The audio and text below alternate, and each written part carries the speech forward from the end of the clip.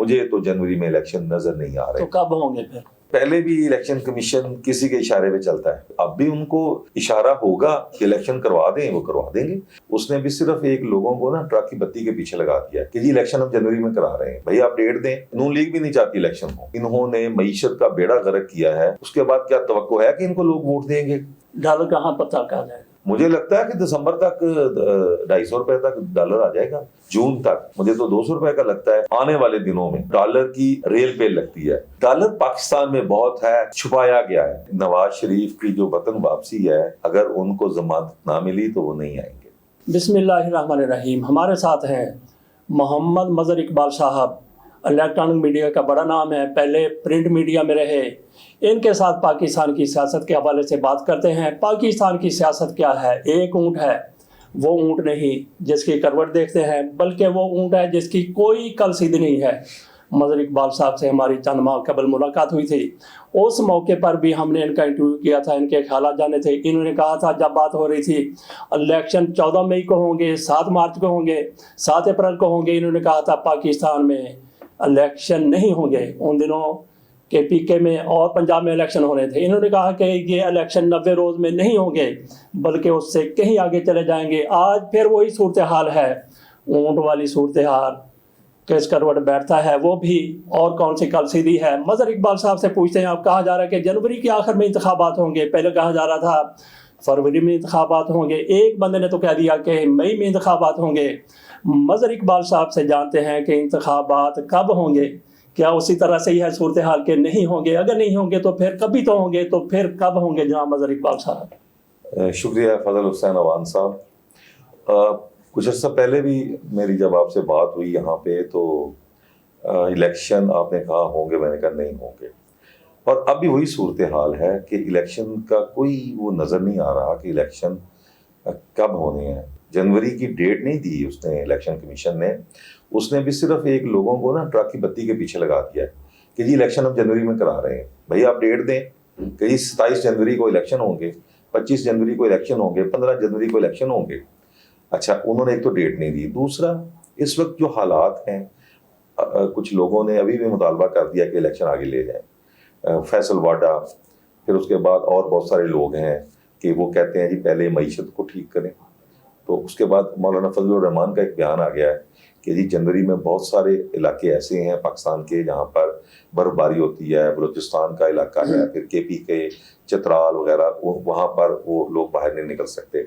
اچھا, اب اس کے ساتھ ساتھ اب ہم آتے ہیں, اصل کام ہے معیشت کا. اب اگر نون لیگ بھی نہیں چاہتی الیکشن ہو, کیونکہ اگر جو 1 سال کے دوران انہوں نے معیشت کا بیڑا غرق کیا ہے, اس کے بعد کیا توقع ہے کہ ان کو لوگ ووٹ دیں گے؟ اب مجھے بتائیں کہ ڈالر 180 سے 315 روپے پہ, 345 روپے پہ اوپن مارکیٹ میں بک رہا تھا جب یہ گئے ہیں. جی, پیٹرول جو تھا وہ 150 سے 300 روپے انہوں نے کر دیا, 350. اب نگرانوں نے 58 روپے کا اضافہ کیا. بجلی کے ریٹ انہوں نے کئی گنا بڑھا دیے. اب 60 روپے بجلی کا یونٹ ہے, اور اس کے بعد جو گیس ہے وہ بھی انہوں نے دگنے سے بھی زیادہ بڑھا دی. پیٹرول پرائسز بڑھا دی. بینکوں کا شرح سود 22% پہ ہے. فیکٹریاں بند پڑی ہیں, لوگوں کو روزگار نہیں ہے. ان حالات میں اگر الیکشن ہوتے ہیں تو کیا نون لیگ کو ووٹ ملیں گے؟ میرا نہیں خیال کہ 2-4 سیٹیں سوائے ان کے وہ لوگ جو بہت ہی بااثر ہیں, بہت ہی ویل کنیکٹڈ ہیں اپنے حلقے سے, نام ہے جن کا 2-4-5 لوگ. بقیہ کو تو لوگوں نے کارکردگی پہ ووٹ دینے ہیں.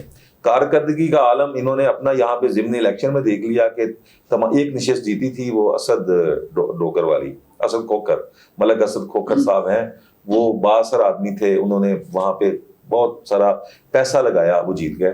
ورنہ ان کارکردگی حکومت کی, پی ڈی ایم کی, وہ آپ کے سامنے ہے. اب ان حالات میں نون لیگ بھی نہیں چاہتی کہ الیکشن جلدی ہو. ان کا خیال ہے کہ یہ جو اس وقت ڈالر کی سمگلنگ آرمی نے اور اسپیشل فیسیلیٹیشن کونسل بنی ہے, اس کے تحت انویسٹمنٹ آئے, ڈالر نیچے آنا شروع ہو گیا ہے. کوئی چینی, آٹا, گندم کی ذخیرہ اندوزی پکڑی گئی ہے. اب ان کا خیال ہے کہ اس سے تھوڑا سا قیمتیں نیچے آنا شروع ہو جائیں گی. قیمتیں نیچے آئیں گی تو تھوڑا سا عوام کو ریلیف ملے گا. اگر عوام کو ریلیف ملتا ہے تو پھر ہم الیکشن میں ایک نیا بیانیہ لے کر آئیں, اور نواز شریف کا بھی انتظار ہے کہ وہ بھی آ جائیں. تو میرا جو یہاں تک میری اپنی جو ناقص رائے ہے اس میں مجھے تو جنوری میں الیکشن نظر نہیں آ تو رہے. کب ہوں گے پھر؟ کب الیکشن کم از کم یہاں سے 1 سال لگتا ہے، کیونکہ یہ جو پالیسیاں بن رہی ہیں، نگران بنا رہے ہیں پنجاب حکومت کے نگران جو گورنمنٹ ہے مرکز کی ہے، وہ تو 2-3 مہینے والی تو ہے نہیں. جب یہ آئے تھے اسی دنوں سے انہوں نے جو پالیسیاں بنانا شروع کر دی تھی وہ یہ تھا کہ کئی مہینوں کا ان کا پلان ہے، تو اسے اندازہ ہو گیا تھا. اچھا اب جو صورتحال ہے کہ اب معیشت تھوڑا سا پٹری پہ چڑھنا شروع، مطلب چڑھنا تو نہیں لیکن اس کی بدتری جو ابتر صورتحال تھی نا وہ رک گئی ہے. اب یہاں سے ڈالر دیکھیں نا 345 پہ اوپن مارکیٹ میں مل ہی نہیں رہا تھا، لوگ پریشان تھے. اب ڈالر اس وقت آج کی تاریخ میں جو اوپن مارکیٹ ہے اس میں تو کوئی 50 روپے کے قریب سستا ہوا ہے، اور انٹر بینک میں کوئی 20-22 روپے سستا ہوا ہے. اور یہ بالکل کوئی مصنوعی طور پہ نیچے نہیں آیا، مصنوعی طور پہ اوپر گیا ہوا تھا، وہ اپنی اصل پوزیشن میں نیچے آ رہا ہے. تو ان حالات میں وہ اب دیکھیں نا مولانا فضل الرحمان نے یہ بہانہ بنا دیا کہ جی وہ اس وقت الیکشن نہیں ہو سکتے. اچھا نون لیگ ویسے نہیں چاہتی، پیپلز پارٹی کا بھی ہے کہ بلاول صاحب کا ہے کہ موقف کہ الیکشن 90 دنوں میں یا جلد از جلد کرا دیے گئے. زرداری صاحب بھی خاموش ہیں.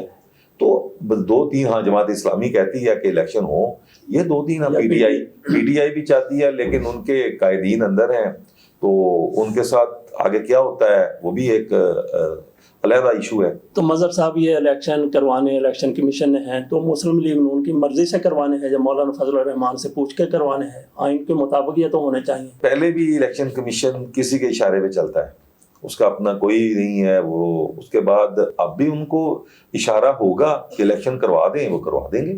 ان کو وہ دیکھیے سارا دیکھیں نواز لیگ کی بڑا عرصہ حکومت رہی ہے، انہی کے لوگ ہیں، انہوں نے جو ہے کئی دہائیاں حکومت کی ہے، تو ان کے ہر دور میں مورے رہے ہیں. تو الیکشن آئین کے مطابق جب اسمبلی یہ گئی ہے 90 دنوں میں الیکشن کی ڈیٹ اسی دن اناؤنس ہو جانی چاہیے تھی. ایک جماعت نے مطالبہ کر دیا ایم نے کہ جی ہمیں پہلے حلقہ بندیاں دیں، ہمارے جو ہے وہ کم ہیں حلقے. وہ انہوں نے فوری مان لیا، ورنہ الیکشن کمیشن کسی کی بات ہی نہیں مانتا، وہ الیکشن کروانا ہی نہیں چاہتا تھا. ایک جماعت نے یہ کر دیا، اب دوسری جماعت نے کہہ دیا کہ سردی بہت ہوگی، ہم وہاں پہ ووٹر نہیں آ سکتے. تو اب تیسری جماعت خاموش ہے. تو یہ ساری سیاسی جماعتیں ملی ہوئی ہیں. 1-2 جماعتیں ہیں وہ بیچاری، ان کی کوئی وہ نہیں ہے، جماعت اسلامی ہے میدان میں. اچھا ڈالر کی قیمت کم ہو رہی ہے، روپیہ مضبوط ہو رہا ہے، اس کا کریڈٹ تو جاتا ہے نگرانوں کو یا فوج کو جنہوں نے سارا کچھ کیا ہے. تو مسلم لیگ نون کو اس سے کیا فائدہ ہوگا؟ کیونکہ لوگوں کو تو وہی یاد آئے گی نا جو ان کے 16-17 ماہ تھے. نہیں وہ سر جی وہ یہ ہے کہ یہ تو کر نہیں سکے کچھ. نگران جو نگرانوں نے کیا ہے، شہباز شریف یہ بڑے ہمیں دعوے کے ساتھ آئے تھے جی ہم یہ کر دیں گے، انہوں نے بیڑا غرق کیا ہے. پچھلے 1.25 سال میں مہنگائی کوئی 200% بڑھ گئی ہے، لوگ مارے گئے ہیں. اچھا اب جو ہے یہ نہیں کر سکے، نالائق تھے. اسحاق ڈار کو لائے ہیں، میں تو اسحاق ڈالر اس کو کہتا ہوں کہ جب بھی آتا ہے نا تو اس طرح کا وہ کرتا ہے سارا کچھ. اچھا اس سے بھی نہیں ہوا. اب دیکھیں نا ڈالر بڑھتا جا رہا ہے، وہ سوئے ہوئے ہیں. ہاں جی ہم آئی ایم ایف کو ہم کیا جانتے ہیں بھائی، ہم تو غلام ہیں آئی ایم ایف کے، اور آپ لوگوں نے کیا ہے. وہ کہتا ہے نہیں. اچھا اب جو صورتحال ہے کہ انہوں نے کچھ نہیں کیا، ان کے بس سے باہر تھا، آئی ایم ایف نے جو کہا انہوں نے کہا آمین آمین آمین. اب اس کے بعد بیڑا غرق ہو گیا. بیڑا غرق ہونے کے بعد اب نگران آ گئے.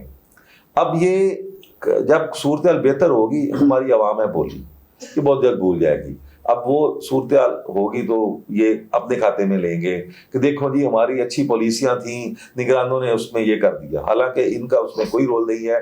تو یہ صرف اس انتظار میں ہے کہ تھوڑی سی صورتحال بہتر ہو. نگران حکومت کے دور میں یہ جو سمگلنگ ڈالر کی دوسری اشیاء کی اب رکنی شروع ہو گئی ہے. ابھی مکمل طور پر نہیں لیکن آغاز ہو گیا ہے. اس سے ڈالر دیکھیں انٹر بینک میں آج 285 روپے میں ٹریڈ ہو رہا ہے اور نیچے آ رہا ہے گریجولی. اگر یہ نیچے آتا ہے، اس سے پہلا پیٹرول سستا ہوا ہے، پیٹرول ڈیزل. اب اس کے بعد دوبارہ پھر آئے گا نیچے 15 دنوں بعد. مجھے پھر یقین ہے کہ یہ ڈالر اس طرح جاری رہا تو یہ پیٹرولیم مصنوعات کی قیمتیں پھر کم ہوں گی.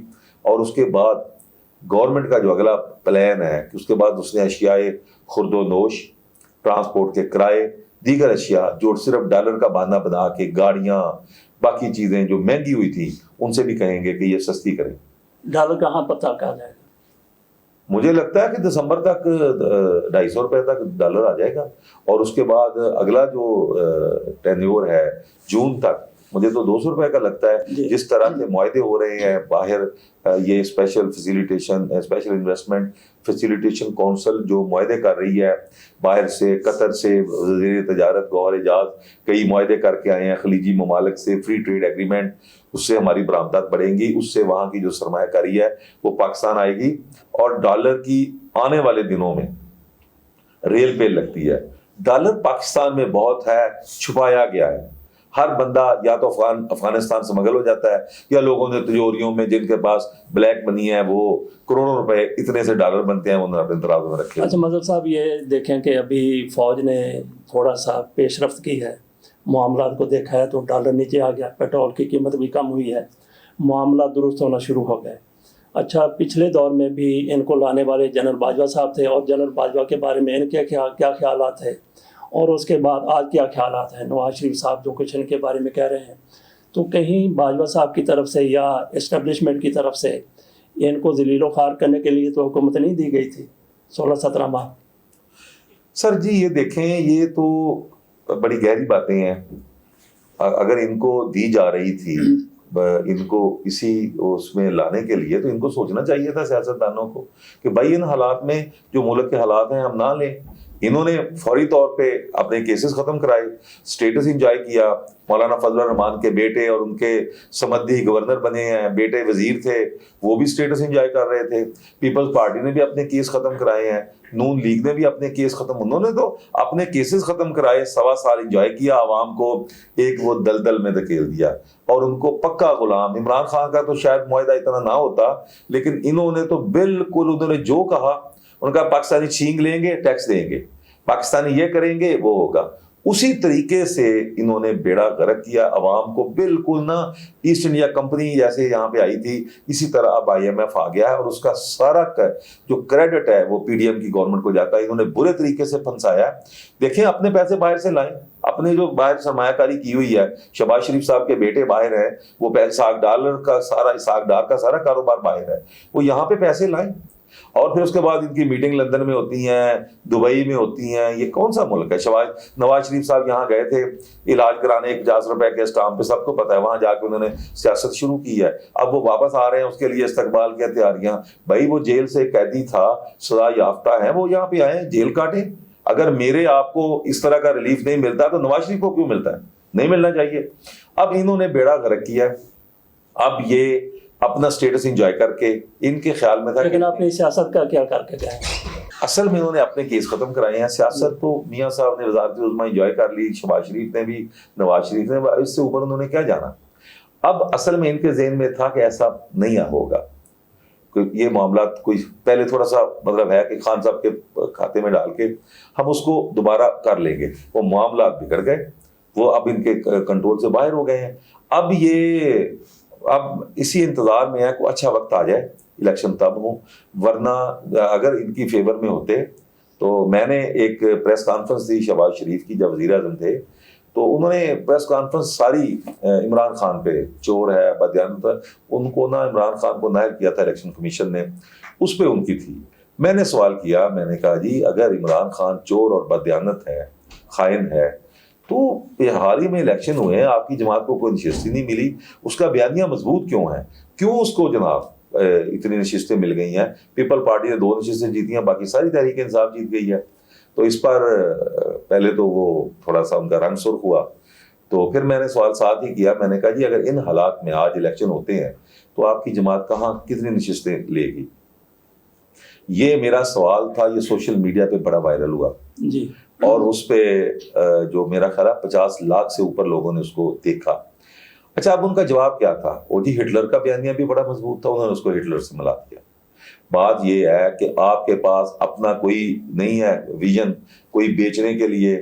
آپ نے ہمارے یہاں بدقسمتی ہے کہ پچھلی حکومت کو کہہ کے، اب چونکہ نگرانوں کو وہ لائے ہیں، ابھی انہوں نے پچھلی گورنمنٹ پہ الزام نہیں دیا، ورنہ جو بھی آیا ہے اس نے پچھلی گورنمنٹ کو برا کہا ہے، اس کے بعد کہا میں یہ کر رہا ہوں، وہ 2-3 سال 4 سال 5 سال وہ چلا جاتا ہے.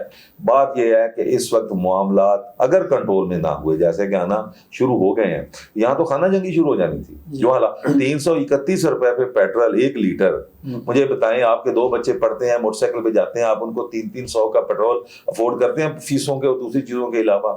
نہ انہوں نے کوئی یونیورسٹیاں بنائی ہیں، نہ انہوں نے کوئی جس طرح بننی چاہیے. ہمارا ملک زرعی ملک ہے، اس کا بیڑا غرق ہے، ڈیم کوئی نہیں، آپ کے پاس پانی نہیں ہے. اس دفعہ آپ کے ڈیم بھرے ہیں دونوں، ورنہ منگلا ڈیم بھرتا ہی نہیں ہے، پانی نہیں آتا. آپ کے پاس 2 ڈیم ہیں، ان میں سے 1/4 سلٹ آ چکی ہے.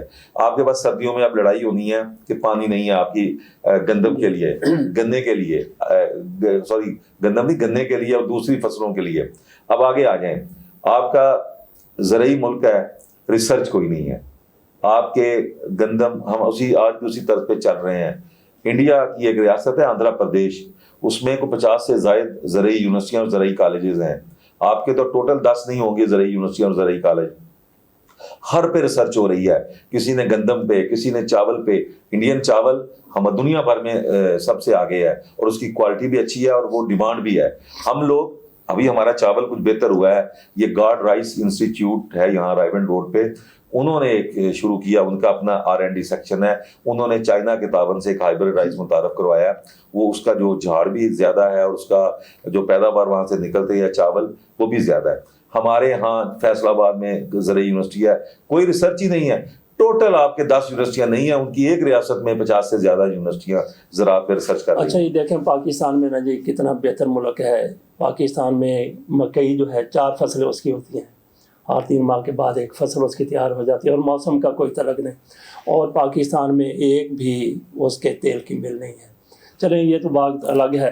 میاں نواز شریف صاحب کی طرف سے اعلان کیا گیا ہے کہ وہ 21 اکتوبر کو پاکستان آئیں گے. 2 خبریں ہیں، کیا میاں صاحب پاکستان واقعی آئیں گے؟ اور اگر آئیں گے تو ان کا اسی طریقے سے استقبال کیا جائے گا جس طریقے سے بے نظیر بھٹو کا کیا گیا تھا کسی دور میں، یا پھر ایسا ہی ہوگا جیسا شاہدرہ کے جلسے میں ہوا نا مریم نواز کا؟